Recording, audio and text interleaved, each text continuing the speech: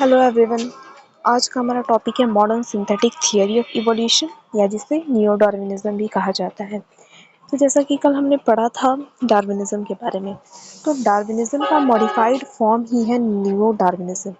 मतलब डार्विनिज्म ने जो थियरी दी थी उसके साथ साथ कई सारे साइंटिस्ट ने मिलकर उस चीज़ को मॉडिफाई किया, ठीक, और अपने थॉट्स भी जो अपने इंडिविजुअल थॉट्स से साइंटिस्ट के उसको भी मिलाया।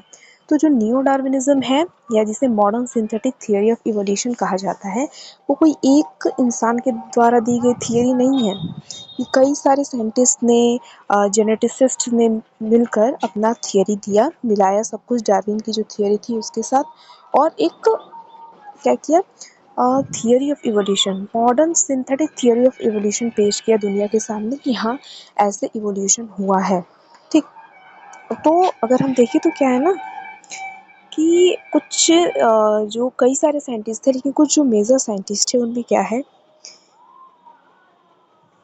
ये देखिए, Dobzhansky, Fisher, Haldane, Huxley, Rensch, Wright, Stebbins, Simpson, ये सारे कुछ जो मेन साइंटिस्ट हैं, और डार्विन की जो थियरी थी उस वो तो साथ में लेकर ही इन सब की थॉट्स, इन सब की थियरीज इन नियो डार्विनिज्म में मिली हुई हैं। ठीक, तो इन सब ने मिलकर अपना नियो डार्विनिज्म वाला कॉन्सेप्ट दिया है। मतलब देखिए, हक्सले की कुछ थियरी रही होगी, रेनिश की कुछ थियरी थी, राइट की थियरी थी, सिम्पसन की थियरी थी, इन सब ने अपना इंडिविजुअल थियरी था, ठीक, उसको डार्विनिज्म के साथ मिलाया, डार्विनिज्म को मॉडिफाई किया, और एक हमारे पास आया क्या, नियो डार्विनिज्म का कॉन्सेप्ट आया हमारे पास, ठीक, जिसे modern synthetic theory of evolution कहा जाता है। तो देखिए क्या है modern synthetic theory of evolution.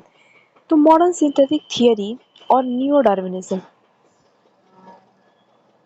of evolution represents a synthesis of ideas put forward by Darwin and Mendel।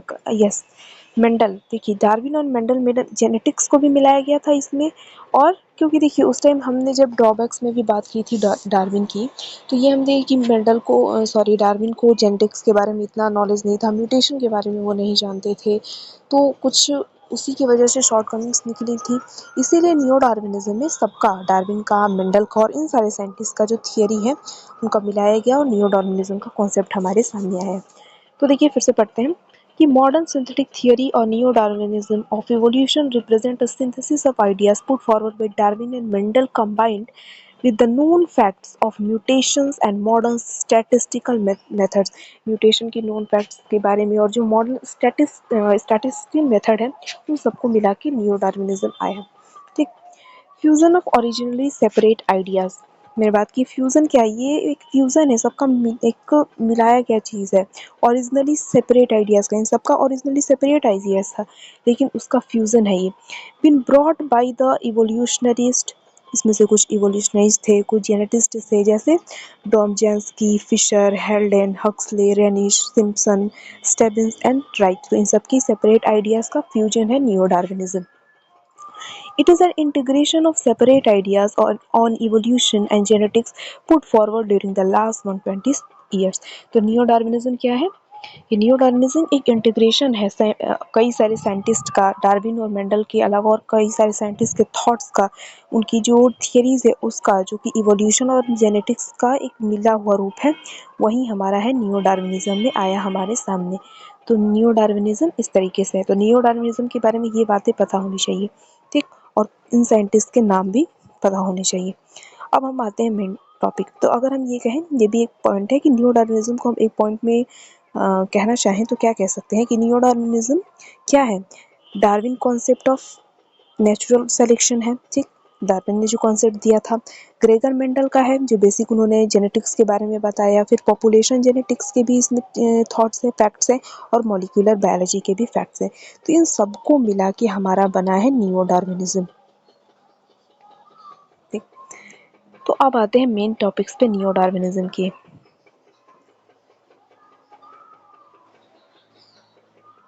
Darwinism के, तो देखिए न्यू डार्विनिज्म कुछ थियरीज पे बेस्ड है। This theory is based on the facts, based on the following facts, following छूट गया। ये theory जो है न्यू डार्विनिज्म की कुछ फैक्ट्स पे बेस्ड है, और वो फैक्ट्स कहाँ से आए हैं? जो साइंटिस्ट हैं उन्हीं की थियरी से ही आई हैं। तो क्या कहता है ये देखिए, first point, There is a high reproductive rate among the organisms so that many more animals born and very few of them get chance to survive.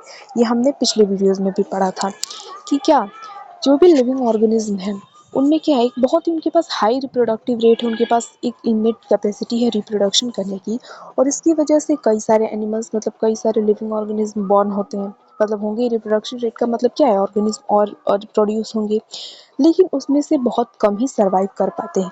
और उसका रीज़न क्या है, स्ट्रगल फॉर एग्जिस्टेंस। जिसको रिसोर्सेस मिलेंगी, जो fit होगा वो जीवित रहेगा, जो नहीं फिट होगा वो क्या कर जाएगा, वो ख़त्म हो जाएगा।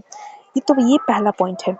दूसरा पॉइंट है available space and food supply is limited. वही बात है कि क्यों, देखिए हाई रिप्रोडक्टिव रेट होने के बावजूद भी नंबर्स कम क्यों हैं, क्योंकि अवेलेबल स्पेस और जो फूड सप्लाई है वो बहुत कम है, लिमिटेड है इसीलिए। थर्ड पॉइंट है there is a high death rate among individuals of a species. एक स्पीशीज के अंदर जो इंडिविजुअल्स हैं उनके अंदर हाई डेथ रेट होती है।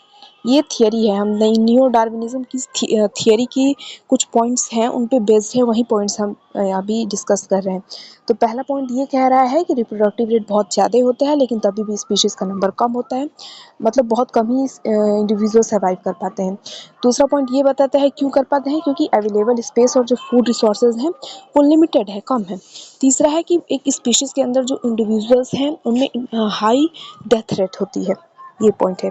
थर्ड पॉइंट है कि numerous variations appear in the structure and physiology of an organism. एक ऑर्गेनिज्म के अंदर कई सारे, एक ऑर्गेनिज्म का मतलब जो ऑर्गेनिज्म है उनके अंदर कई सारी वेरिएशंस होती हैं, स्ट्रक्चरल और फिजियोलॉजिकल दोनों, ठीक। They are due to gene mutation. और ये क्यों होती हैं, ये वेरिएशन किस वजह से होती हैं।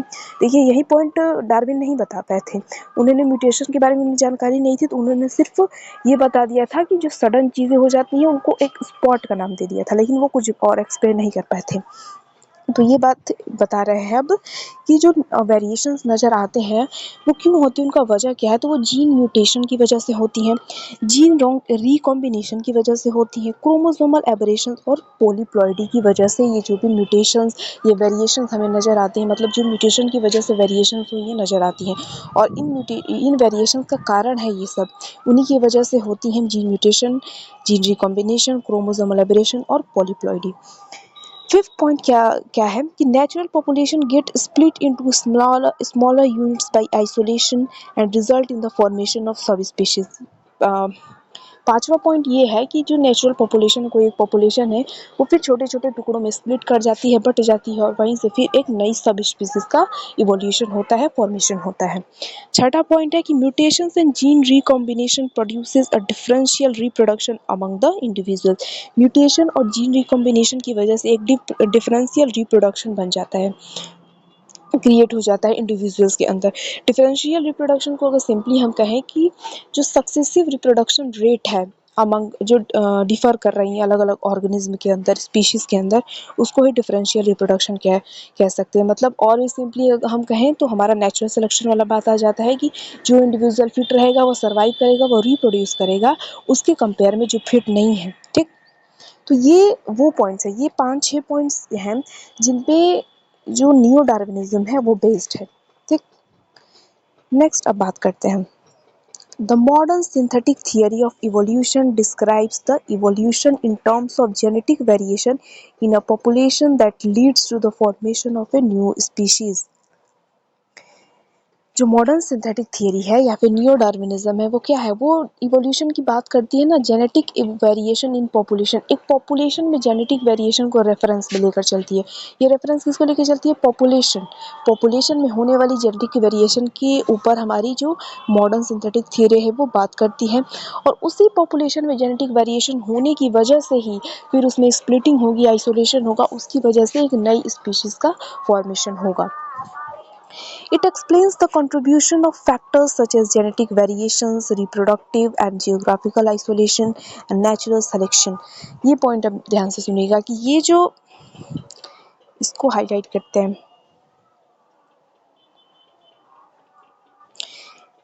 कि जो नियो डार्विनिज्म की थियरी है ना, ये बता रही है कि जो वेरिएशंस आती हैं वो म्यूटेशंस की वजह से आती है, ठीक। और म्यूटेशन की वजह से क्या हुआ, धीरे धीरे जो पॉपुलेशन है क्योंकि ये पॉपुलेशन को रेफरेंस में लेके चलती है, तो पॉपुलेशन में होने वाली वेरिएशन से स्प्लिटिंग होगी, आइसोलेशन होगा, और फिर एक धीरे धीरे नई एक सब स्पीशीज, एक स्पीशीज का निर्माण हो जाएगा। तो कंट्रीब्यूशन कौन कौन से फैक्टर्स का है इसमें, किन किन फैक्टर्स की वजह से ये होती है, तो देखिए जेनेटिक वेरिएशंस की वजह से होती है, जेनेटिक वेरिएशन की वजह से, जियोग्राफिकल और रिप्रोडक्टिव आइसोलेशन की वजह से, और नेचुरल सिलेक्शन की वजह से ये सारी चीज़ें होंगी। कौन सी चीज़ें, जो वेरिएशन वाली चीज़ें हैं, फिर से एक नई मतलब एक पॉपुलेशन से एक नई स्पीशीज़ का निर्माण में जो भी फैक्टर्स हैं वो ये सारे फैक्टर्स हैं। Entire compendium Entire compendium on modern synthetic theory is based on three categories of factors। जो पूरा कॉम्पेंडियम मतलब होता है सारांश, कंक्लूजन, जब हम बात करते हैं ना कि इसका कंक्लूजन क्या है, तो मॉडर्न सिंथेटिक थियरी का जो पूरा कंक्लूजन है ना, 3 कैटेगरीज के फैक्टर्स पे बेस्ड है ये, जो कि चेंजेस करने के लिए कह सकते हैं रिस्पॉन्सिबल है। वो कौन, और वो direct stabilisation, expression in new form of species के कह सकते हैं सिंपली की फॉर्मेशन में रिस्पॉन्सिबल है। 3 फैक्टर्स कौन कौन से हैं, तो पहला फैक्टर है factor responsible for creation of natural variation without which genetic changes are not possible. पहला फैक्टर कौन सा है, एक अगर हम देखिए सब सिंपली कहें कि क्या कह रहा है कि एक पॉपुलेशन है, पॉपुलेशन में होने वाली वेरिएशन की वजह से हमें एक नई स्पीशीज़ का फॉर्मेशन देखना है, उसका फॉर्मेशन कैसे होगा ये देखना है, ठीक।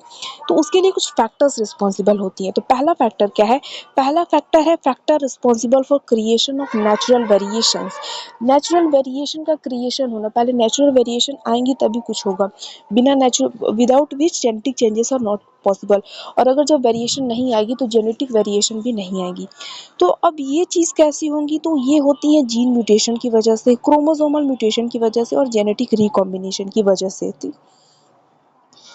फिर दूसरा पॉइंट क्या है, factors responsible which guide population of A organism into adaptive channels or indefinite evolutionary lines. Reproductive isolation between population or due to geographical barrier leads the channel to the divergent evolution of new species।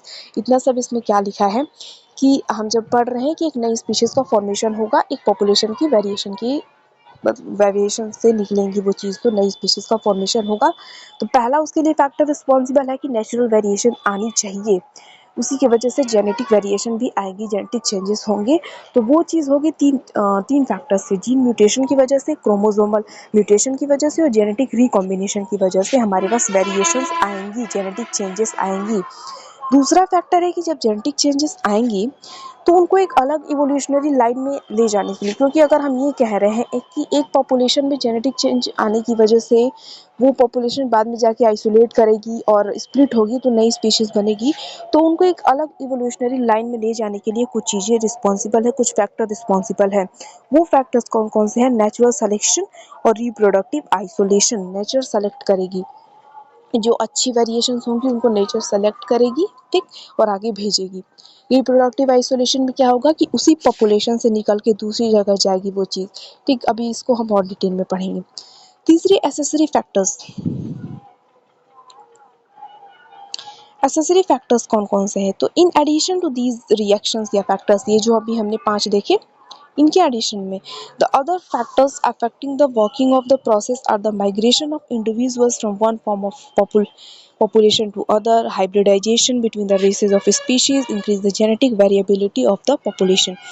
Accessory factors में देखिए हमने दो factors देखे। पहला factor ये था कि पहले तो भाई जेनेटिक वेरिएशन आनी चाहिए, तो जेनेटिक वेरिएशन आने के लिए जीन म्यूटेशन होना जरूरी है, क्रोमोसोमल म्यूटेशन होना जरूरी है, और जेनेटिक रिकॉम्बिनेशन होना जरूरी है। फिर हमने बात की कि चले वेरिएशन आ गई, मान लीजिए जेनेटिक चेंजेस आ गई इन तीनों की वजह से, तो उसके लिए फिर से एक अलग इवोल्यूशनरी लाइन देना जरूरी है उसको, उस पॉपुलेशन से अलग होने के लिए। तो वो होंगी नेचुरल सिलेक्शन के द्वारा और रिप्रोडक्टिव आइसोलेशन के द्वारा। अब रिप्रोडक्शन नेचुरल सिलेक्शन के द्वारा मान लीजिए अच्छी वाली चीज़ें पास ऑन हो रही है जनरेशन के लिए, तो एक नई स्पीशीज़ के निर्माण के लिए उसको उस पॉपुलेशन में, जिस पॉपुलेशन में है उसको वहाँ से दूर जाना पड़ेगा। तो वो सारी चीज़ें होंगी जेनेटिक ड्रिफ्ट की वजह से, हाइब्रिडाइजेशन की वजह से, और माइग्रेशन की वजह से, ठीक। तो एक बात मैं बताऊं, देखिए ये जो फैक्टर्स जो हमने इतना लंबा चौड़ा पढ़ा, आप इसको सिंपली ये कह सकते हैं कि हम क्या कह रहे हैं कि न्यू डार्विनिज्म में क्या सिंपली मैं अगर कहूँ कि इवोल्यूशन की बात करें कि नई एक स्पीशीज बनेगी एक पॉपुलेशन की वजह से, तो वो 5 प्रोसेस से हो सकती है, उसके 5 स्टेप से कह सकते हैं, ठीक। या फिर अगर और इसको सिंपल वर्ड्स में या दूसरे शब्दों में आप कह सकते हैं तो ये कह सकते हैं कि इवोल्यूशन की 2 कह सकते हैं कि प्रोसीजर्स हैं, ये इवोल्यूशन के प्रोसीजर्स हैं। तो बस अलग-अलग समझने के तरीके हैं कि ये इवोल्यूशन के प्रोसीजर है या एक पॉपुलेशन से एक नई स्पीशीज बनने का। अच्छा एक बात बताइए, पॉपुलेशन से एक नई स्पीशीज बन रही तो मतलब क्या वो इवोल्यूशन ही है, इवोल्यूशन की वजह से ही होगी। तो अलग अलग समझने का तरीका है, कहने का तरीका है। तो मैं ये सबसे सिंपल है ये कि हम इवोल्यूशन की ये स्टेप्स हैं या प्रोसेस है, ठीक। मैं यहाँ पे लिख भी देती हूँ कि प्रोसेस ऑफ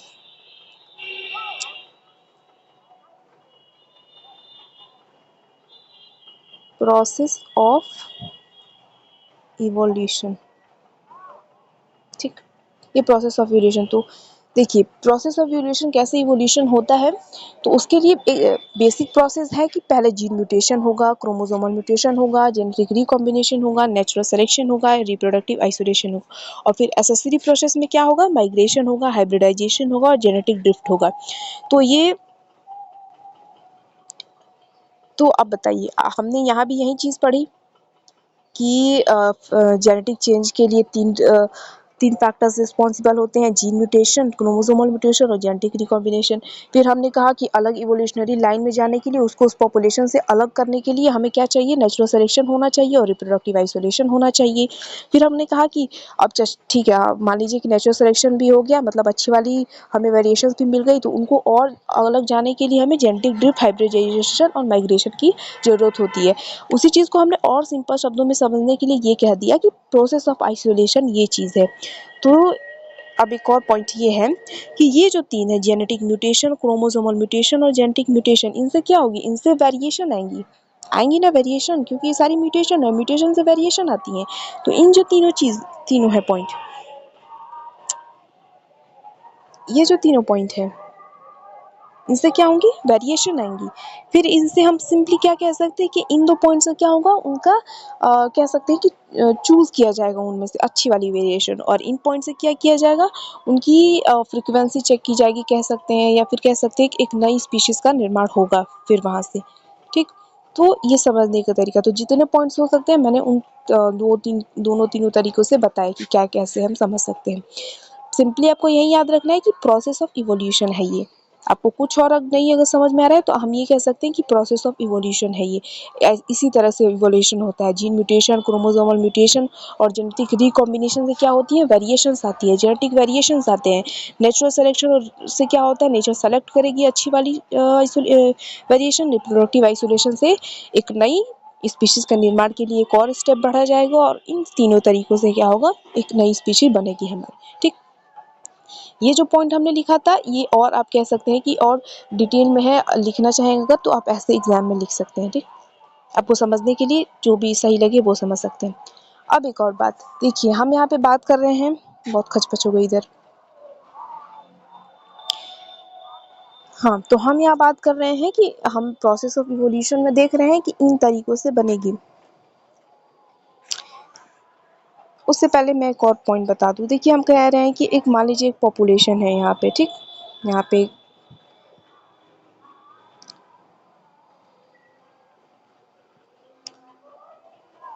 एक सेकेंड, यहाँ पे कुछ तरह के ऑर्गेनिज्म रह रहे हैं, ठीक।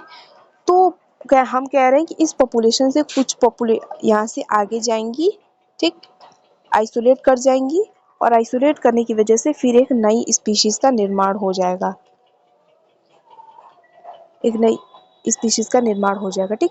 तो हम इसी को बार बार कह रहे हैं कि इसी से इवोल्यूशन होगा, क्योंकि एक पॉपुलेशन से स्प्लिट होने के बाद कोई ऑर्गेनिज्म है, कोई इंडिविजुअल है, तो एक पॉपुलेशन से स्प्लिट हो रहा है, अलग हो रहा है या फिर आइसोलेट कर रहा है, तो वो जाके एक नई स्पीशीज का निर्माण करेगा। तो यही तो इवोल्यूशन है, ठीक। तो अगर मैं ये कहूँ कि एक पॉपुलेशन से स्प्लिट होकर एक नई स्पीशीज बना रहा है, वो भी इवोल्यूशन है। या अगर मैं समझाने के लिए ये कहूँ कि प्रोसेस ऑफ इवोल्यूशन ये चीज़ है, तो कंफ्यूज नहीं होना है, ठीक। वैसे मैंने जितने पॉइंट्स हो सकते थे वो मैंने बताया, ठीक। अब मेन टॉपिक पे आते हैं।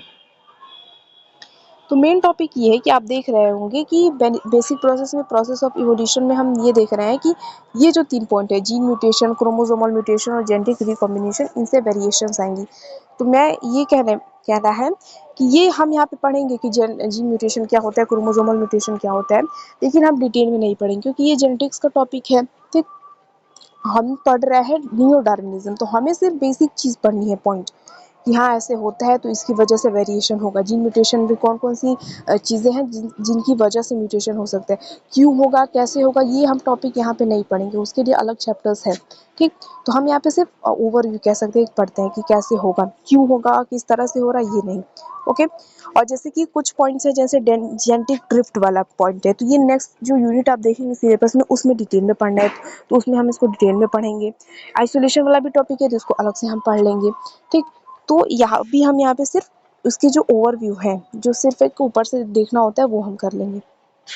ओके, तो सबसे पहला है जीन म्यूटेशन। तो देखिए जीन म्यूटेशन क्या होता है, म्यूटेशन क्या होता है, डीएनए का सीक्वेंस है, क्योंकि हम जानते हैं कि डीएनए से आरएनए बनेगा, आरएनए से प्रोटीन बनेगा। तो डीएनए के सीक्वेंस में अगर कोई चेंज हो जाए तो फिर कुछ अलग तरीके का जीन बनेगा। ठीक, तो उसी को हम कहते हैं म्यूटेशन। डीएनए तो सिंपल, सबसे सिंपल इसका कह सकते हैं डेफिनेशन है कि mutations are the changes in the DNA sequence of a cell genome. Cell के जीनोम में जो डीएनए सीक्वेंस है, उसमें अगर कोई चेंज हो जाए, कोई ऑल्टरेशन हो जाए, तो उसको हम म्यूटेशन कहते हैं। अब नेक्स्ट पॉइंट देखिएगा, when mutations occur they can.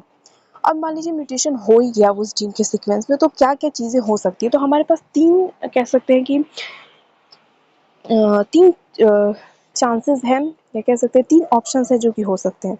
मान लीजिए कोई डीएनए का सीक्वेंस है, उसमें म्यूटेशन हो गया, तो तीन चांसेस है, तीन ऑप्शन है कि क्या हो सकते हैं। इधर हैव नो इफेक्ट, म्यूटेशन हो गया चलिए, लेकिन उस म्यूटेशन का कोई असर नहीं होगा, कोई फर्क नहीं पड़ता। ठीक, और दूसरा क्या है ऑप्शन की alter the product of gene. Mutation हो गया तो उस जीन के प्रोडक्ट को चेंज कर देगा। जीन के प्रोडक्ट को चेंज करने के क्या मतलब, हम जानते हैं कि जीन से फिर डीएनए से आरएनए और आरएनए से प्रोटीन बनता है। तो प्रोडक्ट अगर अभी हम यहाँ बात करें तो अल्टीमेटली प्रोडक्ट क्या है, प्रोटीन है। तो म्यूटेशन की वजह से हो सकता है कि वो जो प्रोटीन बनना था उसकी वजह से कोई और प्रोटीन बन गया, तो ये चीज़ हो सकती है। या फिर तीसरा क्या हो सकता है, और prevent the gene from functioning. Mutation की वजह से ये हो जाएगा कि जीन फंक्शन ही नहीं करेगा, प्रोटीन बनेगी ही नहीं। तो म्यूटेशन होने से मतलब कह सकते हैं कि तीन रिजल्ट हमारे पास सामने आ सकते हैं। ओके, अब पॉइंट है कि mutation is important for evolution. Evolution होने के लिए म्यूटेशन ज़रूरी है, क्योंकि म्यूटेशन होगा तभी वेरिएशंस आएंगी, और तभी वेरिएशन आने की वजह से जब अलग कैरेक्टर्स डेवलप होंगे, तभी कहीं जाके कई जनरेशंस के बाद एक नई स्पीशीज़ का जन्म होगा, एक नई स्पीशीज़ का फॉर्मेशन होगा और इवोल्यूशन होगा। तो इवोल्यूशन होने के लिए म्यूटेशन का होना ज़रूरी है। अब हम बात करते हैं म्यूटेशन के बारे में थोड़ा। हमने कहा डिटेल में नहीं जाएंगे, लेकिन जो जानना है वो पढ़ लेते हैं। म्यूटेशन की बात करते हैं, तो पहला है स्पॉन्टेनियस म्यूटेशन। स्पॉन्टेनियस मतलब हम जानते हैं जो अपने आप होता है। तो स्पॉन्टेनियस म्यूटेशंस में ऐसे म्यूटेशंस जो ऑटोमेटिकली होते हैं, नेचुरली होते हैं, इंटरनल मतलब सेल में इंटरनली कुछ डीएनए के सेगमेंट में इंटरनली या नेचुरली कुछ म्यूटेशन हो जाए, वो स्पॉन्टेनियस म्यूटेशन होता है। इंड्यूस म्यूटेशन क्या होता है, इंड्यूस म्यूटेशन जब म्यूटाजेंस क्या होते हैं, कुछ ऐसे केमिकल्स या कुछ ऐसे सबस्टांस जिनकी वजह से म्यूटेशन हो, उन्हें हम म्यूटाजेंस कहते हैं। और म्यूटाजेंस की वजह से जब म्यूटेशन हो तो उसे हम क्या कहते हैं, इंड्यूस्ड म्यूटेशन। ठीक, तो these mutations, the mutations which are produced by external forces are called induced mutation. जब एक्सटर्नल फोर्सेस की वजह से म्यूटेशन हो तो उसे हम इंड्यूस्ड म्यूटेशन कहते हैं। अब देखिए इसमें भी दो तरह के और म्यूटेशन है, जर्म लाइन म्यूटेशन है और सोमैटिक म्यूटेशन है। आपको नाम से पता चला होगा, जब जर्म सेल्स में म्यूटेशन हो, सेक्स सेल्स में म्यूटेशन हो, तो उसे जर्म लाइन म्यूटेशन कहते हैं। और जब सोमैटिक सेल्स में म्यूटेशन हो तो उसे सोमैटिक म्यूटेशन कहते हैं। जो जर्म लाइन म्यूटेशन होता है वो नेक्स्ट जनरेशन में पास हो सकता है, क्योंकि जर्म सेल्स में। सोमैटिक म्यूटेशन नेक्स्ट जनरेशन में पास नहीं होती है। जो जर्म लाइन म्यूटेशंस होते हैं वो जेनेटिक डिसऑर्डर्स के मतलब क्या कहते हैं कि जेनेटिक डिजीज़ को पासिंग ऑन करने में एक मेजर रोल प्ले करते हैं, क्योंकि वो जर्म सेल्स में हैं। जो सोमैटिक म्यूटेशंस हैं वो जेनेटिक डिजीज़ नहीं कॉज करते हैं, लेकिन कुछ और डिजीज़ जैसे कैंसर वगैरह भी कॉज करते हैं। ठीक, तो यही पॉइंट्स अब यहाँ पे लिखी हैं। एक बार जल्दी से देख लेते हैं कि heritable change in the DNA, DNA में एक हेरिटेबल चेंज हो तो वो होता है germline mutation. Occur in germ cells and incorporated in every cell of body. हर एक सेल में होगा, सॉरी देखिए, पहले जर्म सेल में होगा लेकिन फिर बॉडी के हर सेल में इनकॉर्पोरेट कर जाएगा। Can be transmitted to the next generation, और ये नेक्स्ट जनरेशन को पास हो सकता है। Germ line mutations play a key role in inherited genetic diseases, और ये जेनेटिक डिजीजेस को पास करने में भी की रोल प्ले करते हैं। कौन? Germ line mutation. Somatic mutation देखिए, अगर in any of the cells of the body except germ cells, germ cells को छोड़ के जितने भी बॉडी के सेल्स में होगा वो सोमैटिक म्यूटेशन कहलाएगा, और can not be transmitted to next generation. और सोमैटिक म्यूटेशन जो होते हैं वो नेक्स्ट जनरेशन को पास नहीं करते हैं। फिर आप देखिए पॉइंट म्यूटेशन। देखिए हम पढ़ रहे हैं जीन म्यूटेशन, तो जीन म्यूटेशन में कौन कौन से म्यूटेशन हो सकते हैं हम ये पढ़ रहे हैं, क्योंकि हम जानते हैं जीन म्यूटेशन की वजह से क्या आएंगी? वेरिएशंस आएंगी। तो पॉइंट म्यूटेशन देखिए, पॉइंट म्यूटेशन क्या होता है? Point mutations which involve in single nucleotide change in nucleotide. एक न्यूक्लियोटाइड में जब एक सिंगल न्यूक्लियोटाइड में चेंज होने की वजह से म्यूटेशन हो कुछ प्रॉब्लम, उसे हम म्यूटेशन कहते हैं। ठीक, अब पॉइंट म्यूटेशन है ना, 4 तरीके के होते हैं। साइलेंट म्यूटेशन होता है, मिस सेंस म्यूटेशन होता है, नॉन सेंस म्यूटेशन होता है, फ्रेम शिफ्ट म्यूटेशन होता है। अब देखिए सिंपल है ये। साइलेंट म्यूटेशन क्या है? साइलेंट जैसे नाम से पता चल रहा है। साइलेंट म्यूटेशन क्या होता है ना कि, और ये पॉइंट म्यूटेशन का एक टाइप है, तो क्या होगा एक न्यूक्लियोटाइड के चेंज में ही। तो साइलेंट म्यूटेशन में क्या होता है? एक अमीनो एसिड का सीक्वेंस है, क्योंकि हम जानते हैं अमीनो एसिड से ही, मतलब एमआरएनए के सीक्वेंस से क्या बनेगा हमारा? अमीनो एसिड का सीक्वेंस बनेगा, आरएनए बने, प्रोटीन बनेगा मतलब। ठीक, तो इसमें क्या होगा ना कि मान लीजिए कोई डीएनए का सीक्वेंस है, उसमें कोडोन पड़े हुए हैं, एमआरएनए का सीक्वेंस है, तो उसमें क्या होगा, जो एक किसी, क्योंकि पॉइंट म्यूटेशन है तो एक कोई न्यूक्लियोटाइड है वहाँ पे म्यूटेशन होगा, वहाँ पे चेंज हो जाएगा। लेकिन वो म्यूटेशन होने की वजह से, चेंज होने की वजह से जो हमारा अल्टीमेट प्रोटीन बनने वाला था उसमें कोई फर्क नहीं आएगा, अंतर नहीं आएगा। एग्जाम्पल से देखिए समझ में आएगा।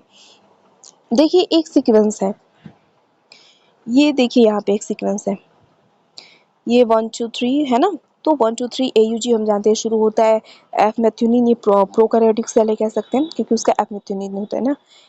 तो फिर AUG से ही कोई सीक्वेंस शुरू होता है। फिर UAU है, ये टायरोसिन को बना रहा है। CCA है, वो प्रोलीन को बना रहा है। UAU है, टायरोसिन को बनाता है, और CCA है, वो प्रोलीन को बनाता है। अच्छा, यह भी CCA और CCA है। ठीक, तो देखिए क्या होगा अब। यहाँ पे देखिए क्या है कि if an A to U change in position 9 पे, 9th वाला जो पोजीशन है यहाँ पे देखिए A है, ठीक, और यहाँ पे 9th वाले पोजीशन पे U है। तो यहाँ पे भी A है 9th वाले पोजीशन पे, तो यहाँ पे भी प्रोलीन बन रहा है, और यहाँ पे भी 9th वाली पोजीशन पे U आ गया है। यहाँ पे पॉइंट म्यूटेशन हुआ है। कौन सा म्यूटेशन हुआ है? पॉइंट म्यूटेशन यहाँ पे भी हुआ है। लेकिन यहाँ पे क्या हुआ, यहाँ पे पहले भी प्रोलीन बन रहा था और अब भी प्रोलीन बन रहा है।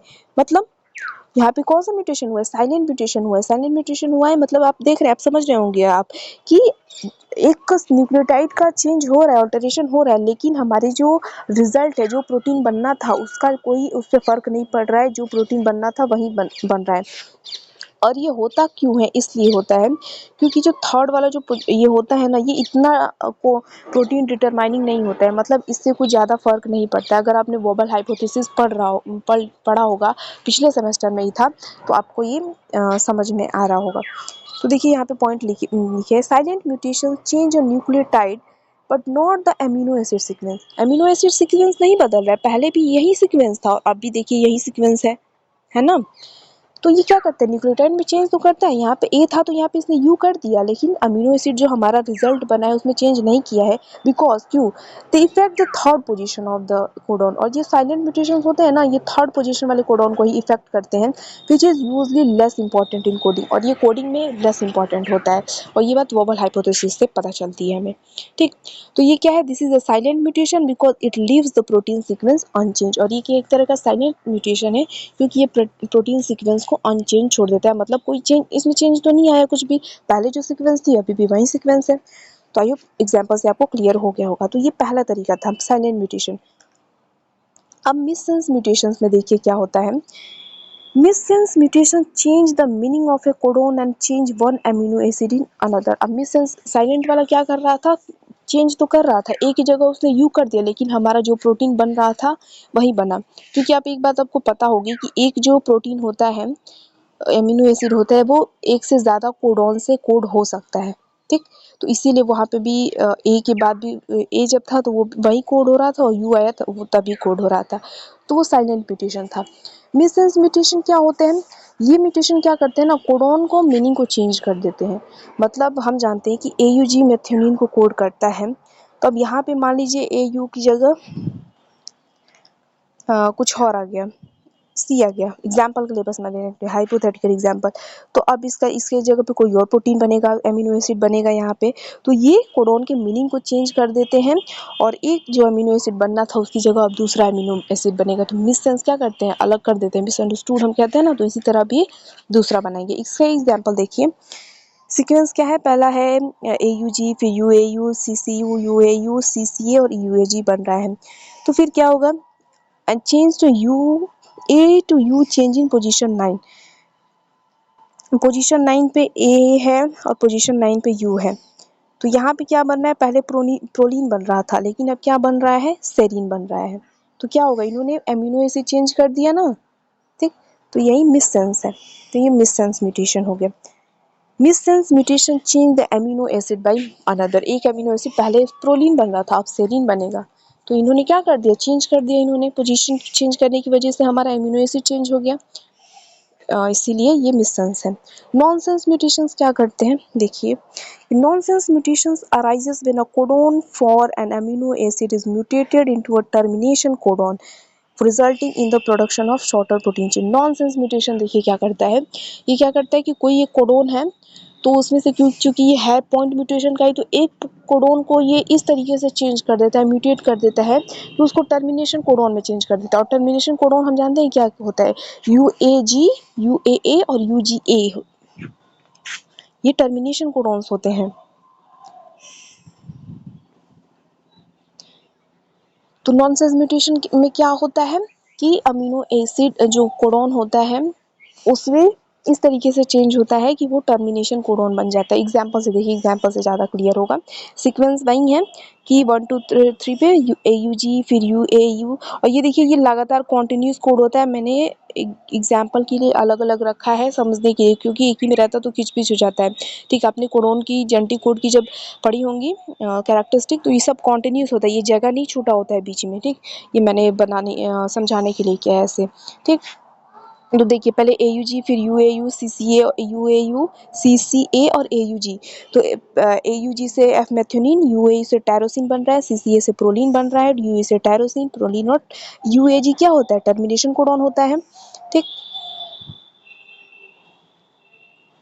तो देखिए अब क्या होता है, हम नॉनसेंस म्यूटेशन क्या करता है ना कि कोई एक इस तरीके से चेंज करता है, म्यूटेट करता है कि वो टर्मिनेशन कोडॉन बन जाता है। तो देखिए a change in U to G at position 12।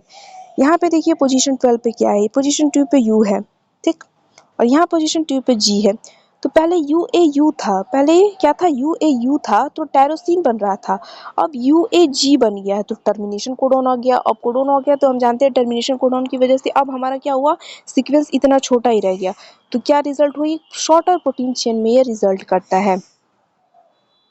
तो ये होता है नॉनसेंस म्यूटेशन। आई होप समझ में आया होगा, एग्जाम्पल से तो समझ में आ जाना चाहिए। और फ्रेम शिफ्ट म्यूटेशन चौथा तरह का म्यूटेशन क्या है, फ्रेम शिफ्ट म्यूटेशन क्या होता है, कॉज बाय अ डिलीशन और insertion in a DNA sequence. Frame shift में क्या होता है, कोई एक डीएनए सीक्वेंस है, ठीक, इसमें फ्रेम शिफ्ट हो जाता है, मतलब यहाँ पे कोई मान लीजिए डिलीट हो जाएगा या फिर कोई और इंसर्ट हो जाएगा कोई सीक्वेंस आके, तो वो फ्रेम शिफ्ट म्यूटेशंस होते हैं। तो हमने एक बार रिवाइज कर लेते हैं। हमने पढ़ा जीन म्यूटेशन, हम पढ़ रहे हैं कि किन किन फैक्टर्स की वजह से जेनेटिक वेरिएशंस या वेरिएशंस आएंगी। तो उसमें सबसे पहले हमने देखा जीन म्यूटेशन। जीन म्यूटेशन में हमने देखा स्पॉन्टेनियस म्यूटेशन और इंड्यूस म्यूटेशन, उसके बाद जर्म लाइन सोमेटिक म्यूटेशन, फिर हमने पॉइंट म्यूटेशंस के बारे में देखा और 4 तरह के म्यूटेशंस देखे। तो आई होप जीन म्यूटेशन तो क्लियर। और जीन म्यूटेशन के अब देखिए ये सब क्या है, आप रिलेट करते रहिएगा चीज़ों से कि ये जब अलग अलग वेरिएशन आएंगी, अब ये प्रोटीन बनना था, अब कोई और प्रोटीन बन रहा है, मान लीजिए ऐसे दूसरे इंसान या कोई भी ऑर्गेनिज्म में यहाँ पे वही वाली चीज़ हुई होगी, तो उसके अंदर कुछ दूसरा प्रोटीन बना तो ऐसे वेरिएशन आई, तो इस तरह से वेरिएशन आएंगी। ठीक, अब क्रोमोसोमल म्यूटेशन देखिए, क्रोमोसोमल म्यूटेशन नाम से पता चल रहा है क्रोमोसोम में म्यूटेशन जब हो, तो देखिए यहाँ पे पढ़िए definition, variation in chromosomal structure और number is called chromosomal aberration. मैंने यहाँ पे लिखा है, आप म्यूटेशन लिख दीजिएगा, थोड़ा सा ही डिफरेंस है। ठीक, तो यहाँ पे जब क्या हो, क्रोमोसोम की स्ट्रक्चर में या नंबर में क्या हो, क्रोमोसोम की स्ट्रक्चर और नंबर में जब वेरिएशन हो, चेंज हो, तो उसे हम क्या कहते हैं, उसे हम कहते हैं क्रोमोसोमल म्यूटेशन।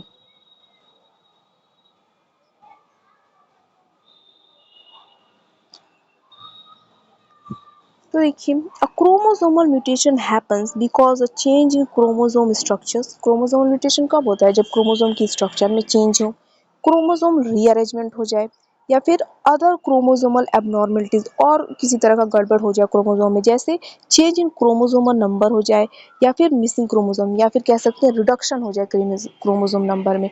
तो इन सारी तरीकों से क्या हो सकते हैं, क्रोमोसोमल एबरेशन म्यूटेशन हो सकते हैं। अब क्रोमोसोमल म्यूटेशंस होते हैं ना, तो वो दो तरीके का, अभी हमने कहा कि हम उतना डिटेल में नहीं पढ़ेंगे, तो जो बेसिक है वो ही देखेंगे। तो क्रोमोसोमल म्यूटेशन दो तरीके का होता है, क्रोमोसोम म्यूटेशन एक वन टाइप का और यहाँ पे टू, यहाँ पे ये वन होगा, ये वन है। ठीक, तो क्रोमोसोमल म्यूटेशन क्या, जो क्रोमोसोमल म्यूटेशन टाइप वन होता है उसमें क्या होता है ना, alter the structure of chromosome, chromosome के स्ट्रक्चर में ऑल्टरेशन होता है, चेंज होता है। ठीक, और ये फिर किन तरीकों से होता है, तो इन्वर्जन, डिलीशन, डुप्लीकेशन और ट्रांसलोकेशन, इन चार तरीकों से क्रोमोसोम के स्ट्रक्चर में चेंज होता है। और आपको पता है क्रोमोसोम के स्ट्रक्चर में चेंज होगा तो ये भी एक वेरिएशन का तरीका है। और क्रोमोसोम म्यूटेशन जो टाइप टू होता है उसमें क्या होता है, change the number of chromosome present in cell, एक सेल में नंबर ऑफ क्रोमोसोम जब चेंज हो जाए तो वो क्रोमोसोम म्यूटेशन टाइप टू होता है। और उसके फॉर्म दो तरीके हो, वो एन्यूप्लॉइडी हो सकता है या पॉलीप्लॉइडी हो सकता है। ओके, अब इसके बारे में एक एक पॉइंट हम देखते हैं। सबसे पहले बात हम करते हैं इन्वर्जन की। इन्वर्जन मतलब हम जानते हैं उल्टा होता है, तो इन्वर्जन क्या होता है, opposite. Inversion mutation happens when a segment of DNA breaks away and reattaches to a chromosome but in a reversed order. Inversion mutation में क्या होता है कि क्रोमोसोम का डीएनए का सेगमेंट है वो टूट जाता है, लेकिन फिर रीअटैच भी होता है, फिर से जुड़ता है, लेकिन उल्टा जुड़ जाता है, अपोजिट जुड़ जाता है ऑर्डर में, तो वो इन्वर्जन हो जाता है।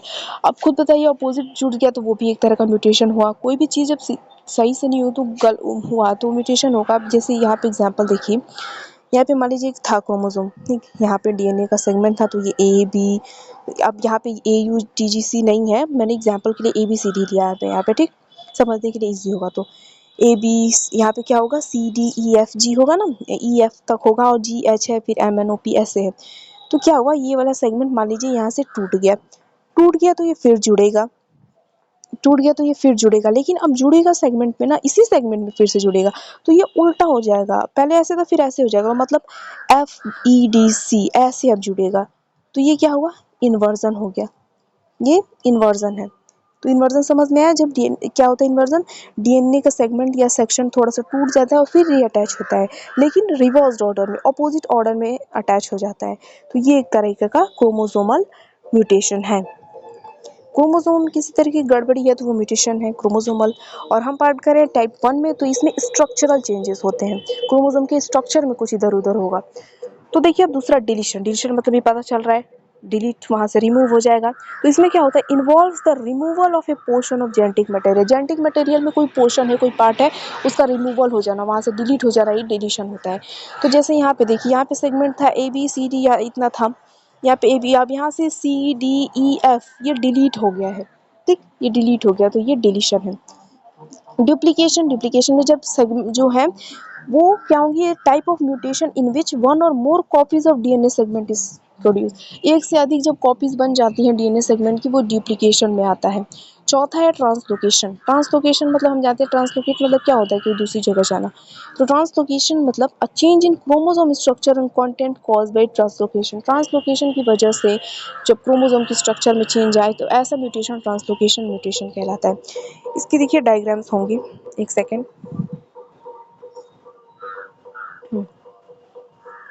ये देखिए, पहला हम डिलीशन इसमें दिया है और थोड़ा, तो डिलीशन में देखिए वही है, ए बी है, फिर यहाँ पे सी डी ई एफ है, गायब हो गई है ये चीज़ है, तो यहाँ से डिलीट हो गया है, तो यहाँ पे क्रोमोसोम सेगमेंट क्या हो गया, लॉस्ट हो गया है, तो ये डिलीशन होता है। फिर यहाँ पे देखिए ट्रांसलोकेशन। ट्रांसलोकेशन में क्या है, अरेंजमेंट फ्रॉम क्रोमोसोम भी ट्रांसफर टू अनदर। इसका सेगमेंट था, ये ट्रांसलोकेट होकर यहाँ से किसी दूसरे सेगमेंट में जाके लग गया, तो ये क्या हुआ, ट्रांसलोकेशन। डुप्लीकेशन में देखिए ये एक सेगमेंट था, यहाँ तक देखिए एक सेगमेंट था, ठीक, यहाँ तक एक सेगमेंट था, अब फिर एक और सेगमेंट था, तो ये डुप्लीकेट हो गया और यहाँ का डुप्लीकेट यहाँ चला गया। फिर इन्वर्जन में हमने, ये तो आपको क्लियर हो ही गया होगा कि एक सेगमेंट यहाँ पर था, फिर से रीअटैच होगा, लेकिन अपोजिटली रीअटैच हो जाता है, यहाँ पे अपोजिटली हो गया है। तो ये क्या है, ये कुछ जेनेटिक सॉरी क्रोमोसोमल म्यूटेशन के टाइप्स हैं। वो भी म्यूटेशन क्रोमोसोमल म्यूटेशन टाइप 1 जिसमें स्ट्रक्चरल चेंजेस होते हैं। अब क्रोमोसोमल म्यूटेशन टाइप 2 की बात करते हैं, जब हम इसमें एन्यूप्लॉइडी और पॉलीप्लॉइडी देखते हैं। अगर आपने ये सब डिटेल में पढ़ा होगा तो आपको और इसके बारे में जानकारी होगी, और अगर आप एग्जाम में चाहे तो और लिख सकते हैं, नहीं तो इतना भी इनफ है, क्योंकि हमारा मेन टॉपिक न्यू डार्विनिज्म है, तो हमें थोड़ा बहुत ही एक्सप्लेन करना होगा कि ऐसे ऐसे होती है चीज़ें। ओके, तो एन्यूप्लॉइडी में देखिए, एन्यूप्लॉइडी में क्या होता है, this mutation either causes the loss or addition of a chromosome by the distortion of chromosome set.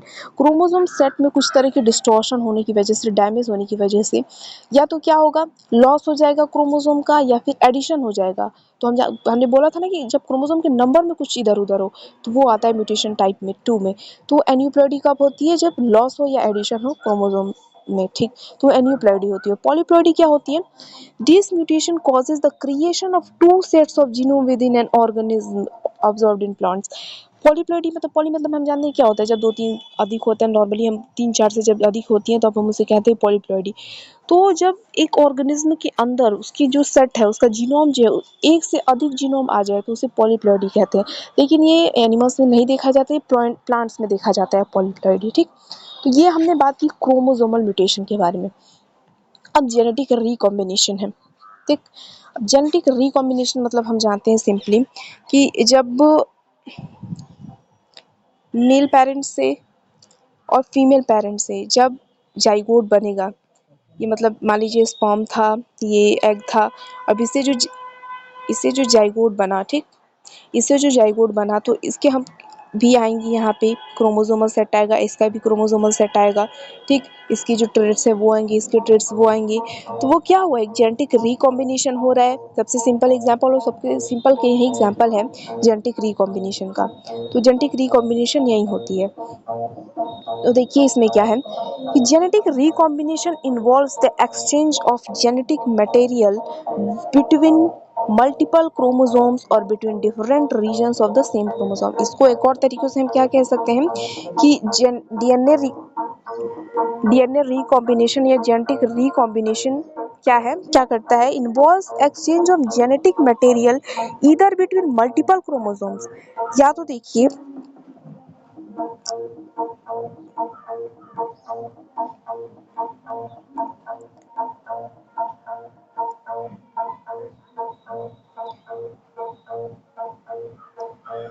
जब क्या हो, एक्सचेंज हो जेनेटिक मटेरियल का मल्टीपल क्रोमोसोम्स के बीच में, ठीक, या फिर एक ही क्रोमोसोम के अलग अलग सेगमेंट्स में, एक अलग अलग हिस्सों में जब एक्सचेंज हो तो उसे भी हम जेनेटिक रिकॉम्बिनेशन कहते हैं। और जब हम स्पर्म और एग वाला जाइगोट फॉर्मेशन वाला एग्जांपल हम देखते हैं तो उसमें जेनेटिक रिकॉम्बिनेशन होती है, ठीक। वो पॉइंट भी यहाँ पे लिखा है कि recombination of the new genotypes takes place from the existing genes. Recombination, new genotypes का रिकॉम्बिनेशन कहाँ से होता है? एग्जिस्टिंग जीन से ही होता है। मेल का जो पेरेंट, मेल पेरेंट का स्पर्म है और फीमेल पेरेंट का एग है, इससे जब जाइगोट बनेगा, इसमें जो रिकॉम्बाइंड होगा जेनेटिक रिकॉम्बिनेशन, तो एग्जिस्टिंग जीन से ही आया है, यहाँ से आया है और यहाँ से आया है। ठीक, तो यही पॉइंट यहाँ पे लिखा है कि recombination of the new organism, sorry new genotype takes place from the existing genes, the gene combinations having same individuals with two kinds of alleles, mixing of the chromosome during sexual reproduction, you छूट गया यहाँ पे, of two parents produces new individuals. यहाँ पे भी आगे जब sexual reproduction की वजह से जब दो पेरेंट्स से एक न्यू इंडिविजुअल बनता है, तो उसमें भी क्या होता है? जेनेटिक रिकॉम्बिनेशन होता है। और दूसरा एग्जांपल इसका क्या है कि an exchange of the chromosomal pairs of alleles during the meiosis which is called crossing over. Crossing over के टाइम जब मियोसिस होता है, क्रॉसिंग ओवर होता है, तो क्रोमोसोमल पेयर्स में जब एलील्स का एक्सचेंज होता है, तो वो भी जेनेटिक रिकॉम्बिनेशन का एक एग्जांपल है, the new form of gene combination. और इस तरह से एक new form of gene combination बनते हैं। Chromosomal mutations like deletion, inversion, duplication, translocation, polyploidy results in the recombination, जिसके बारे में अभी हमने पढ़ा। ये सब रिकॉम्बिनेशन में क्या करते हैं? एक रोल प्ले करते हैं। ठीक, रिस्पॉन्सिबल है। तो ये जेनेटिक रिकॉम्बिनेशन है। तो देखिए, तीन हमने वेरिएशन के फैक्टर्स देखे, जीन म्यूटेशन, क्रोमोसोमल म्यूटेशन और जेनेटिक रिकॉम्बिनेशन की वजह से क्या आएंगी? हमारे पास वेरिएशंस आएंगी। ठीक, जेनेटिक वेरिएशन ये कह सकते हैं, वेरिएशंस आएंगी। ठीक, अब नेचुरल सिलेक्शन में क्या होगा? तो evolution by means of natural selection is the process by which genetic mutations that enhance reproduction become and remain more common in succession generation of population। देखिए, इसको पॉइंट समझने से पहले आप देखिए कि मान लीजिए वेरिएशंस आ गई, इतनी सारे हमने तीन मेथड्स देखे, हम तीन मतलब हमने समझे अभी, तो इनकी वजह से हमारे पास वेरिएशंस आई। अब वेरिएशन मान लीजिए बहुत आ गई वेरिएशंस नेचर में, तो अब नेचर क्या करेगी? सेलेक्ट करेगी वेरिएशंस को, अच्छे वाली वेरिएशंस को सेलेक्ट करेगी, जो उसको एनवायरनमेंट में रहने के लिए फेवरेबल होंगे उसको सेलेक्ट करेगी। तो नेचुरल सेलेक्ट इस तरीके से करेगी, तो पहले तो वो इन्हेंस करेगी रिप्रोडक्शन को, जो अच्छी वाली जीन्स है उसको इन्हेंस करेगी, फिर चूज करेगी। ठीक, तो नेचुरल सिलेक्शन वाला टॉपिक ये वाला भी हम पढ़ेंगे। इसको पढ़ने से पहले एक हम पढ़ते हैं इसका एग्जाम्पल, बिस्टन बिटुलेरिया का। हम जानते हैं कि इंग्लैंड में 1850s में जब इंडस्ट्रियलाइजेशन हुआ था, तो देखिए इंडस्ट्रियलाइजेशन से पहले इतना पॉपुलेशन नहीं था, इतना क्या पॉपुलेशन ना के ही बराबर था। तो जो रूरल एरियाज के या कह सकते हैं जो आसपास के पेड़ थे, तो वो क्या थे? पेड़ जो नॉर्मली होता है, तो उस पेड़ों पे ना लाइकेन लगे हुए थे। जैसे यहाँ पे ये देखिए, ये ब्राउनिश में दिखा रहा है, जो पेड़ की बार्क होती है वो तो नॉर्मली ब्राउनिश ही होती है। तो उसके ऊपर जब लाइकेन लग गई थी ना, तो ये वाइट कलर शो करने के, लाइकेन को शो करने के लिए है। ठीक, लाइकेन को शो करने के लिए है।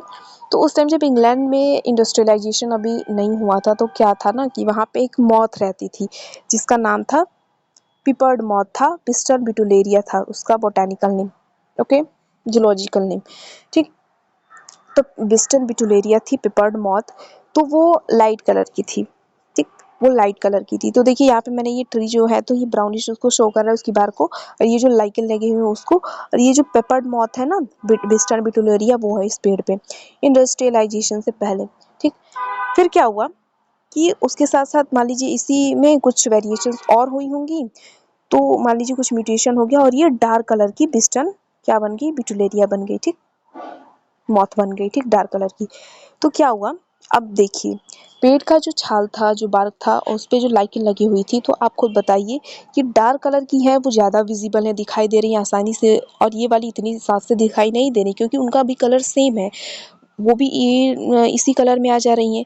तो अब जो प्रीडेटर्स होंगे, कह सकते हैं चिड़िया का हम एग्जाम्पल है, तो चिड़ियों को खाने के लिए इनके लिए ये आसानी से दिखाई देंगी। तो मान लीजिए चिड़िया आई,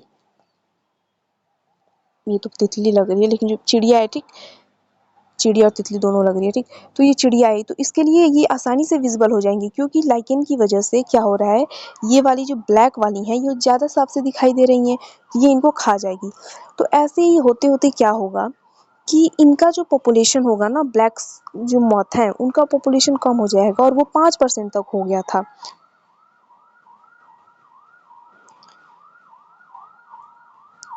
वो परसेंट तक हो गया था। और ये वाली जो वाइट वाली दिखाई नहीं दे रही थी इतनी आसानी से, इनका पॉपुलेशन रैपिडली ग्रो कर रहा था, तो ये 95% तक हो गई थी। फिर क्या हुआ आफ्टर इंडस्ट्रियलाइजेशन 1920s में, 70 सालों बाद, यहाँ पे देखिए ये बिफोर इंडस्ट्रियलाइजेशन है।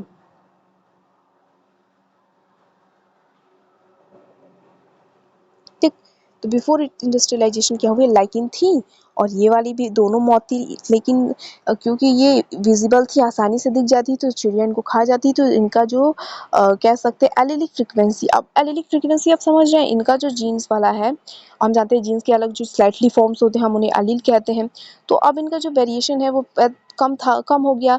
ब्लैक्स वाली जो ब्लैक वाली मौत थी उनका, और जो वाइट वाली थी, जो लाइट कलर वाली थी उनका। अब इंडस्ट्रियलाइजेशन के बाद बताइए क्या हुआ, इंडस्ट्रियलाइजेशन के बाद क्या हुआ कि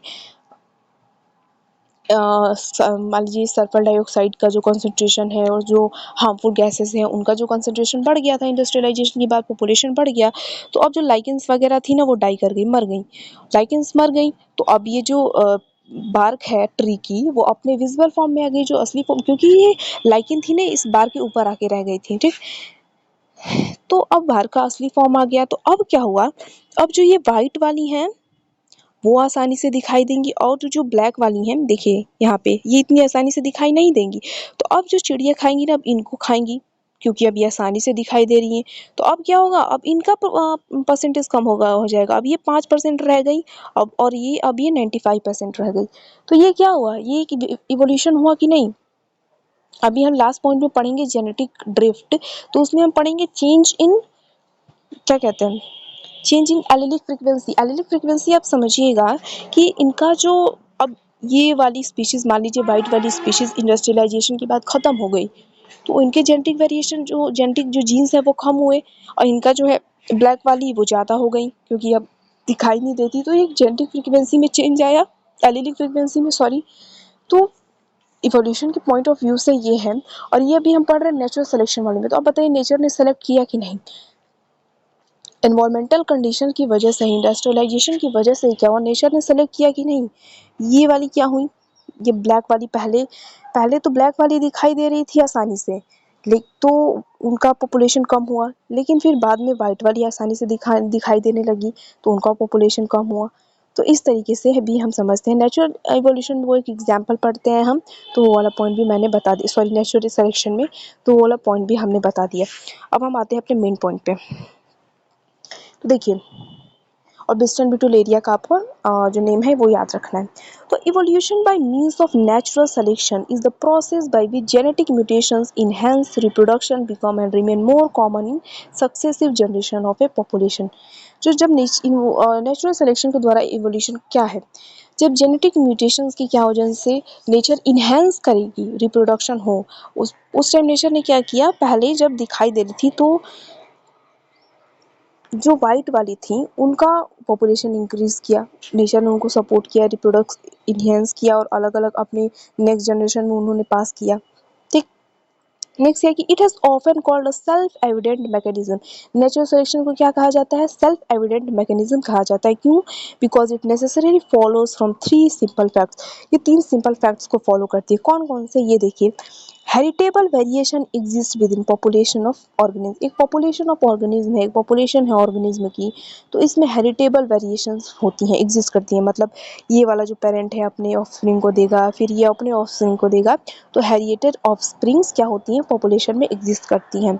और organism produce more progeny than can survive.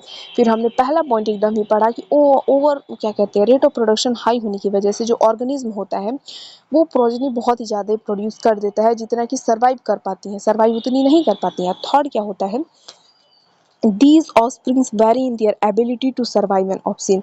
और जो ये ऑफस्प्रिंग्स होती हैं वो क्या करती हैं, वो सर्वाइव करने की एबिलिटी में और रिप्रोड्यूस करने की एबिलिटी में क्या करती हैं, वेरी करती हैं, क्यों, वेरिएशन की वजह से, सबके पास सेम एबिलिटी नहीं होती है। ठीक, तो ये इन 3 चीज़ों पे हमारा नेचुरल सिलेक्शन फोकस करता है। अब देखिए कि these conditions produce competition between organism for survival और रिप्रोडक्शन, और ये जो कंडीशंस हैं मोर प्रोजेनी, लेस रिसोर्सेज, तो क्या करती है ये, कंपटीशन क्रिएट कर देती है ऑर्गेनिज्म के बीच में अपने सर्वाइवल के लिए, और सर्वाइवल होगा तभी रिप्रोडक्शन होगा। Consequently, organisms with traits that give them an advantage over their competitors are more likely to pass on their traits to the next generation than those with traits that do not confer any advantage।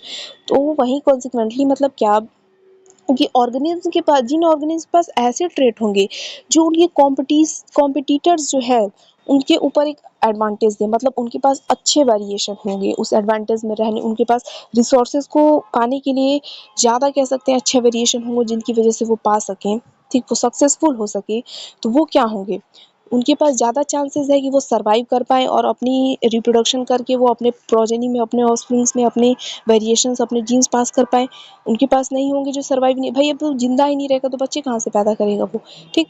तो main फिर वही point आ गया कि survival of the fittest, मतलब कि यहाँ पे जो उन कंडीशन में रहने के लिए, जिसके पास उस कंडीशन में रहने के लिए ऐसे वेरिएशंस होंगे कि वो जीवित रह पाए तो वो सर्वाइव करेगा, ठीक, मतलब उसके पास ज़्यादा चांस है कि वो अपने क्या करें, अपने ट्रेड्स को पास करें अपने नेक्स्ट जनरेशन में। और उनके पास, जिनके पास अच्छे वाले नहीं वेरिएशन, उस एनवायरनमेंट में रहने के लिए उसके पास वो वेरिएशंस नहीं है, वो ट्रेट नहीं है, तो वो सर्वाइव नहीं कर पाएगा। तो ये नेचुरल सिलेक्शन था। तो नेचुरल सिलेक्शन से आप अपने वाले पॉइंट से रिलेट करिएगा, क्या है, नेचर ने सेलेक्ट किया ना, इतने सारे उसके पास वेरिएशंस है, जीन म्यूटेशन से, क्रोमोसोमल म्यूटेशन से, इतनी सारी वेरिएशंस है, तो उसने उस चीज़ को सेलेक्ट किया, उस ट्रेट को सेलेक्ट किया, उस वेरिएशन को सेलेक्ट किया जो उसको सर्वाइवल के लिए ज़रूरी है, एडवांटेज देगा। अब रिप्रोडक्टिव आइसोलेशन, अब देखिए ये जो रिप्रोडक्टिव आइसोलेशन है आपको ना आइसोलेशन के नाम से भी अलग से जगह से मिलेगा, क्योंकि रिप्रोडक्टिव आइसोलेशन आइसोलेशन का एक टाइप है। आइसोलेशन कई तरह का होता है, behavioural isolation, geographical isolation, reproductive isolation, ठीक, इतने कई तरह का होता है आइसोलेशन। तो हम यहाँ पे रिप्रोडक्टिव आइसोलेशन लेते हैं।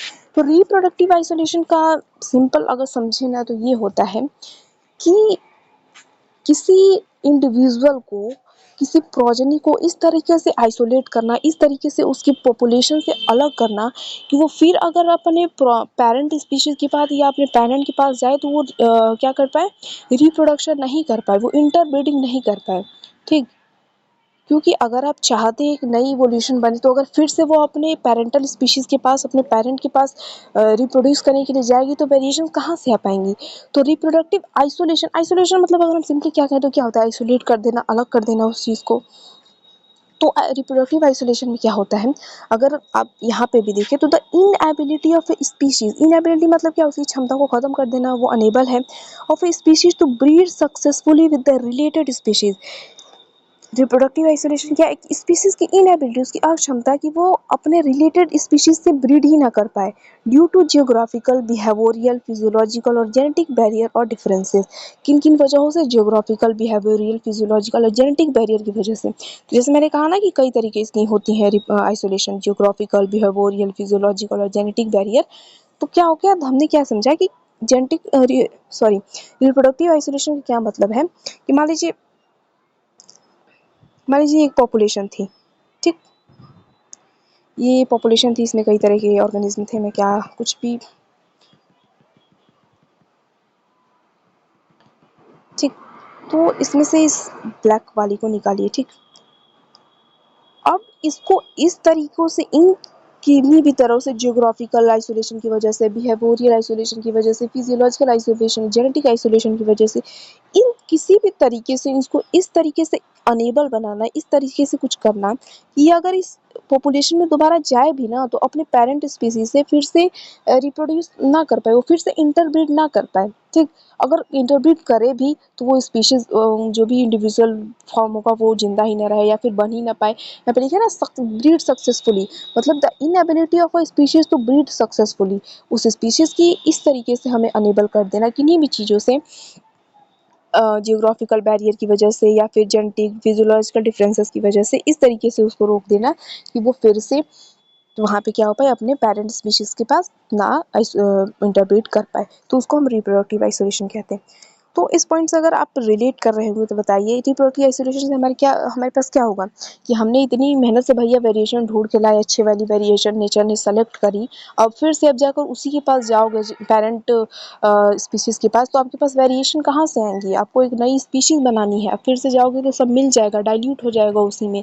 तो आपको अगर नई बनानी है तो आपको आइसोलेट होना पड़ेगा। ठीक, अब एसेसरी फैक्टर्स में देखिए, अब हमारे पास इतनी सारी वेरिएशन तो आ गई, आइसोलेट भी हो रहा है, तो उनको थोड़ा फैलाने के लिए भी कुछ चाहिए। तो एसेसरी फैक्टर्स में हम कुछ भी, एसेसरी मतलब कभी क्या होता है, जो सहायक होते हैं, अलग अलग से काम करते हैं, तो उनको हम एसेसरी फैक्टर्स में देखते हैं। तो देखिए जेनेटिक सॉरी पहला है माइग्रेशन। पहला पॉइंट है क्या? माइग्रेशन। तो माइग्रेशन क्या होता है? मूवमेंट होता है इंडिविजुअल्स का, माइग्रेट करते एक अपने होम प्लेस से कहीं दूसरी जगह जाना, माइग्रेशन। तो माइग्रेशन भी एक तरीके से क्या कर रहा है, देखिए ये भी एक आइसोलेशन का काम करता है। यहाँ से कोई स्पीशीज दूसरी जगह जा रहा है तो माइग्रेट कर रहा है, तो ये भी आइसोलेशन का काम कर रहा है। ठीक, तो माइग्रेशन क्या माइग्रेशन में देखिए, migration refers to the movement of the individuals, जो इंडिविजुअल्स का मूवमेंट है उसको माइग्रेशन मूवमेंट है उसको हम माइग्रेशन कहते हैं। अब माइग्रेंट्स दो तरीके के होते हैं, एमिग्रेंट्स होते हैं और इमिग्रेंट्स होते हैं। इन एमिग्रेंट्स में क्या होता है, एक पॉपुलेशन है, इससे जब बाहर कोई स्पीशीज जा रही है तो इमिग्रेंट है, और कोई नई स्पीशी इसमें आ रही है अंदर इस पॉपुलेशन में, तो उसे हम इमिग्रेंट्स कहते हैं। ठीक, तो individual moving out of the population is emigrants and individuals moving in a population are immigrants। अब देखिए अगर आप माइग्रेशन को दूसरे शब्दों में आप इसे डिफाइन करना चाहें तो कैसे कर सकते हैं कि interchange of the individual between population is called migration. एक पॉपुलेशन के अंदर जब इंडिविजुअल्स का इंटरचेंज हो, कुछ इमिग्रेंट्स की तरह वर्क करें, कुछ एमिग्रेंट्स की तरह वर्क करें, तो उसे हम माइग्रेशन कहते हैं। And this causes change in gene frequency, genetic mean and the variance of population. और इसकी वजह से क्या होगा, जीन फ्रीक्वेंसी में चेंज आएगा, जेनेटिक मीन में चेंज आएगा, और पॉपुलेशन की वेरिएंस में, वेरिएबिलिटी में चेंज आएगा। तो ये माइग्रेशन होता है। हाइब्रिडाइजेशन को देखिए, मैंने शूट किया कर लिया था, पूरा बना ली वीडियो, फिर मुझे पता चला 1 घंटे में ही कट गया, फिर से करना पड़ा इतना। ओके, तो ये क्या आप देखिए, हाइब्रिडाइजेशन में देखिए क्या होता है। हाइब्रिडाइजेशन क्या होता है, जब दो स्पीशीज के बीच इंटरब्रीड कराया जाता है तो हाइब्रिडाइजेशन होता है, या दो पॉपुलेशन के बीच में करवाए, हम एक ग्रुप ऑफ पॉपुलेशन के बीच में जब इंटरब्रीड करवाएं तो उसे हाइब्रिडाइजेशन करवाते हैं। और हाइब्रिडाइजेशन करवाने के लिए एक चीज़ ज़रूरी होनी चाहिए कि हेरिटेबल कैरेक्टर्स में थोड़े डिफरेंस होने चाहिए, वेरिएशन होने चाहिए। ओके, तो हाइब्रिडाइजेशन में देखिए कि hybridisation is defined at the interbreeding of individuals from two species, populations or group of population which are distinguishable on the basis of one or more heritable characters। और hybridisation का वैसे variation evolution में उतना role नहीं होता, लेकिन तभी भी हम ले लेते क्योंकि कल जैसे हमने आर्टिफिशियल सिलेक्शन के बारे में पढ़ा था, तो वो भी हमारे लिए क्या करते हैं, वेरिएशन का बहुत अच्छा रोल प्ले करता है। जेनेटिक ड्रिफ्ट के बारे में देखिए बात करते हैं। जेनेटिक ड्रिफ्ट क्या होता है कि चेंज इन, देखिए इसके बारे में हमने सेकंड वाला यूनिट है ना, उसके बारे में डिटेल में पढ़ना है, तो जो भी इसके बॉटलनेक इफेक्ट, फाउंडर इफेक्ट है, तो वहाँ पे हम इसकी बात करेंगे। ठीक, यहाँ पे सिर्फ हम यहाँ ये बात करते हैं कि change in allele frequency due to a chance event, random event in a small population called genetic drift. देखिए, जब एलील फ्रीक्वेंसी में, अगर मैं सिंपली कहूँ एलील फ्रीक्वेंसी, एलील क्या होते हैं, जीन्स के जो अलग अलग फॉर्म्स होते हैं उसी को हम एलील्स कहते हैं। तो जब मैं सिंपल सब शब्दों में कह रही हूँ, जब वेरिएशन की फ्रीक्वेंसी में, वेरिएशन का नंबर ज़्यादा कम हो, फ्रीक्वेंसी में चेंज हो जाए अचानक से, तो वो जेनेटिक ड्रिफ्ट होता है। इसको समझने के लिए पहले एक एग्जांपल समझिए। मान लीजिए ये कोई एरिया है, इसमें 1 2 ब्लैक हो गया, ब्लू हो गया, फिर कौन सा, ग्रीन। ठीक, ये 5 तरह के इंसेक्ट हैं, चींटी समझ लीजिए। ठीक है, चींटी समझ लीजिए। ठीक, तो 5 तरह की चींटियाँ हैं इसमें।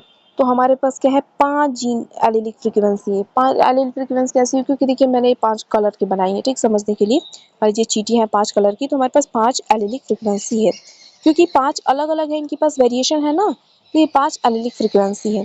अब क्या हुआ कि मान लीजिए आपने पैर रख दिया इनके ऊपर। ठीक, आपने इनके ऊपर ऐसे पैर रख दिया।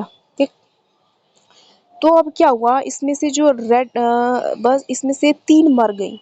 तो हमारे पास बची सिर्फ ये रेड वाली बची और ये जो ग्रीन वाली है ना, बस ये वाली बची, और तीनों मर गई। ठीक, तो अब हमारे पास दो एलिलिक फ्रीक्वेंसी हुई बची सिर्फ, क्यों? क्योंकि पांच थी पहले, उनके पास पांच थी क्योंकि पांचों जिंदा थी। ठीक, सुनिएगा ध्यान से। तो पांच जेनेरिक एलिलिक फ्रीक्वेंसी थी क्योंकि हमारे पास पांच तरह की वेरिएशन थी, लेकिन तीन मर गई, फिर दो ही बची। और ये क्या हुआ? अचानक हुआ, इनको नेचुरल सिलेक्शन नहीं हुआ, नेचर ने सेलेक्ट नहीं किया, नेचर सेलेक्ट करती तो बहुत टाइम लगता। अचानक से हो गया, रैंडम हो गया, रैंडम हो गया, पांच से दो हो गए। पहले पांच जेनेटिक एलिलिक फ्रीक्वेंसी थी और अब दो ही रह गई। तो इसी को जेनेटिक ड्रिफ्ट कहा जाता है, जब चेंज इन एलिलिक फ्रीक्वेंसी होती है, वो भी ड्यू टू चांस, चांस या फिर रैंडम इवेंट की वजह से। आपने पैर रख दिया, वो पांचों थी और नीचे क्या हो गया, तीन मर गई, दो ही थी। तो हमारे पास पहले पांच तरह की एलिलिक फ्रीक्वेंसी थी, लेकिन अब दो ही तरह की है। तो ये क्या हुआ, चेंज इन एलिलिक फ्रीक्वेंसी हो गई, वो भी कैसे? रैंडम हो गई, बाई चांस हो गई, नेचुरल सिलेक्शन नहीं था इसमें कुछ भी। तो ये क्या हुआ, ये जेनेटिक ड्रिफ्ट होता है। अब यहाँ पे देखिए एक पॉइंट लिखा है, in a small population called genetic drift, small population में। तो ऐसा नहीं है, जेनेटिक ड्रिफ्ट हर पॉपुलेशन में होती है, बड़ी पॉपुलेशन में भी होती है, लेकिन हमें छोटी पॉपुलेशन में ज़्यादा दिखाई देती है। अब यहाँ पे समझिए, यहाँ पे 100 तरह की चींटियाँ होती, 100 तरह के इंसेक्ट होते, तो आप इतनी आसानी से तो नहीं दिखती। यहाँ पे 5 तरीके थी, कम पॉपुलेशन था, तो आपको आसानी से ऑब्जर्व हो गया। तो ये जेनेटिक ड्रिफ्ट है। जेनेटिक ड्रिफ्ट को नेचुरल सिलेक्शन और सी वॉल राइट इफेक्ट भी कहा जाता है। तो ये जेनेटिक ड्रिफ्ट हो गया, अगर आपको समझ में आया तो अच्छी बात है, लेकिन इसके बारे में हमने डिटेल में सेकंड यूनिट पे पढ़ना है। अगर आप एक पॉइंट देखेंगे ना, सिलेबस आपका तो जो 4 यूनिट है, इवोल्यूशन को 4 पार्ट 4 चैप्टर्स में डिवाइड किया, उसके बाद डेवलपमेंटल बायोलॉजी के टॉपिक्स हैं। तो इनको अलग-अलग टॉपिक्स आपको लग सकता है ये जुड़ा हुआ है, तुरंत पढ़ लेना चाहिए था, लेकिन चारों को जब हम पढ़ लेंगे ना और आप फिर से एक बार रिवाइज कर लेंगे, अपने नोट से रिवाइज कर लेंगे, तो आपको लगेगा कि हाँ, सब चीज़ें जुड़ी हुई, आपको समझ में आएगा। ऐसे अब जैसे यहाँ पे जेनेटिक ड्रिफ्ट वाला टॉपिक यहाँ पे हमने बस पढ़ा नियो डार्विनिज्म के अंदर, लेकिन सेकंड यूनिट में हम इसको डिटेल में पढ़ेंगे, जो भी इसके फाउंडर इफेक्ट, नेटल बॉट है, नेक बॉटल इफेक्ट, वो सब हम डिटेल में पढ़ेंगे इसको। तो आज का हमारा टॉपिक इतना ही है, और ये सब वही डायग्राम है। तो आज हमने क्या क्या पढ़ा, नियो डार्विनिज्म पढ़ा कि ये एक साइंटिस्ट का थियरी नहीं है, कई सारे लोगों का सेल्फ जो इंडिविजुअल थॉट्स हैं उनका एक फ्यूजन है। फिर हमने क्या पढ़ा, हमने पढ़ा कि जो नियो डार्विनिज्म है वो बेस्ड है 5 तरह के फैक्ट्स पे, जो हमने शुरू में पढ़े थे। ठीक, उसके बाद हमने ये देखा, एक सिंपली अगर हम कहें कि इवोल्यूशन कैसे होता है, तो इन तरीकों से वेरिएशन आएंगी, नेचुरल सेलेक्ट होगा, फिर यहाँ से हमारे पास आइसोलेशन होगा, एक नई स्पीशीज बनेगी। ठीक, या दूसरे शब्दों में हम ये कह सकते हैं कि एक पॉपुलेशन से जब आइसोलेट होकर एक नई पॉपुलेशन स्पीशीज बनेगी, तो वो कैसी बनेगी, तो इवोल्यूशन के स्टेप्स हैं ये सब। ठीक, तो आई होप समझ में आया हो। ठीक, थैंक यू। आपको नोट्स मिल जाएंगे पीडीएफ में, कमेंट सेक्शन चेक कर लीजिए। Okay, thank you.